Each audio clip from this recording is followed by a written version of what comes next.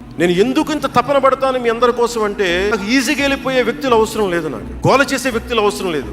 దేశం కోసం నిలబడే యువత కావాలి నాకు, చీల్చి చెండాడే యువత కావాలి నాకు.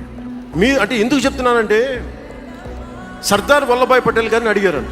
బెంగాల్ రాష్ట్ర విభజన అప్పుడు 1920లో విభజిస్తున్నాం అనుకున్నప్పుడు దేశంలో ఉన్న జాతీయ నాయకులు అందరూ వచ్చారు, జరగకూడదని ఆప్ చేశారు.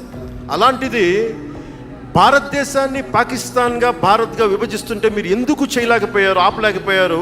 ఒక రాష్ట్రాన్ని ఆపగలిగినప్పుడు ఇది ఎందుకు ఆపలేకపోయారంటే, ఆయన అన్న మాటలు ఏంటంటే, మాకు వయసు అయిపోయింది, పెద్దవాళ్ళం అయిపోయాం, జైలులో నలిగిపోయాం, సరికొత్త యువరక్తాన్ని తయారు చేయలేకపోయాం, మాకు శక్తి సన్నగిల్లింది అని.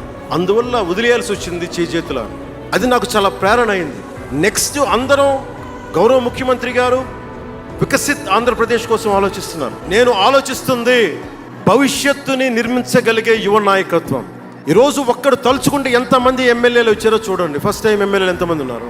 అలాంటిది మీ నుంచి ఊరికి 100 మంది నాయకుల్ని తయారు చేయాలి. రాష్ట్రం నుంచి జాతీయ స్థాయిలోకి వెళ్ళగలిగే 100 మంది నాయకుల్ని తయారు చేయగలగాలి.